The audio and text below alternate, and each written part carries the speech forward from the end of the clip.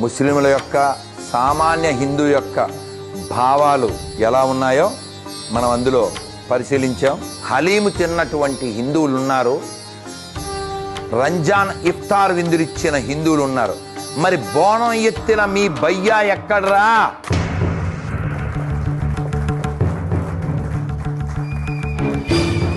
కాబట్టి ఇంత చూస్తున్నా, ఇంత జరుగుతున్నా రేపు మన పరిస్థితి ఏమిటి అనే కనీస స్పృహ లేకపోతే నువ్వు కట్టిన బిల్డింగులు, నువ్వు దాచిన బంగారం, నీ బిడ్డలు, నీ ఆలి, నీ కొంప మొత్తం ఖాళీ. నిన్నెవ్వడు రక్షించడు, గుర్తుపెట్టుకో. దైవం కూడా దేవో దుర్బల ఘాతక అని చెప్తుంది. బలమున్నవాడే భగవంతుడికి ఇష్టమైన వాడవుతాడు. అందుకనే ఉపనిషత్ కూడా చెప్తుంది బలం కలిగి ఉండాలి. బలం లేని వాడికి భగవంతుడు బలహీనేన అలభ్య. కాబట్టి బలహీనత మరణము. స్వామి వివేకానంద చెప్పారు బలమే జీవనము.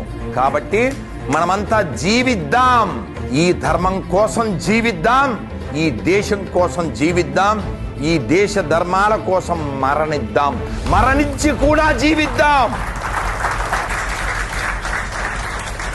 ఈ దేశం హిందుస్థాన్గా ఉన్నంత కాలం మాత్రమే ప్రపంచంలో ప్రశాంతత, ఆనందము, వికసిత హృదయాలు ఉంటాయి. ఒక్కసారి హిందువులు తగ్గిపోతే, మ్లేచ్ఛ మతాలు పెరిగిపోతే ఇక్కడ రాజ్యాంగం ఉండదు. వారి రాజ్యం వచ్చిన తర్వాత సుహృద్భావ వాతావరణం ఉండదు. నువ్వు నెత్తిని పెట్టుకుని మోసినటువంటి సెక్యులరిజం కూడా ఉండదు, ఉండబోదు. కావలితే పరిశీలన చెయ్యండి. 10 రాష్ట్రాలలో హిందువులు మైనారిటీ అయ్యారు. అక్కడ ఇల్లు సామూహికంగా అమ్మబడుతున్నాయి, అమ్మాయిలు సామూహికంగా మానభంగం కావింపబడుతున్నారు. అది రేపు నీ ఇంటి దాకా వస్తుంది. చూశారు కదా వాళ్ళ బుద్ధులు. వాళ్ళు వాళ్ళ మతం మాత్రమే ప్రపంచమంతా ఉండాలని వాళ్ళు ప్రకటిస్తున్నారు, పనిచేస్తున్నారు. మనం మాత్రమే అన్నీ ఉండాలి, అందరూ నీ సోదరులనే భావం నీ ఒక్కడికే ఉంది కాబట్టి నువ్వు భయ్యా అంటున్నావు. నిజంగా నువ్వు చెప్పేది నిజమైతే, నువ్వు అనుకున్నది నిజమైతే వాళ్ళ మసీదుల్లో ఖాళీగా ఉన్నప్పుడు హనుమాన్ చాలీసా వేస్తారేమో నీ భయ్యాలను అడుగు ఒకసారి. ఆ చర్చిల్లో భజన చేసుకుంటాం పిలుస్తారేమో అడుగు ఒకసారి. కాబట్టి గత ఫలితాలు చూసి బుద్ధి తెచ్చుకోపోతే అవే పునరావృతమవుతాయి, గుర్తుపెట్టుకోండి.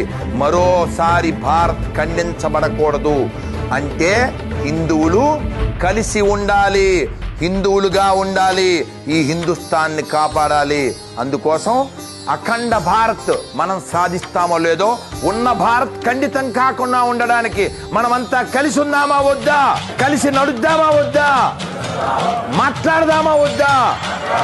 ప్రశ్నిద్దామా వద్దా? సమయం వచ్చినప్పుడు ఎదిరిద్దామా వద్దా?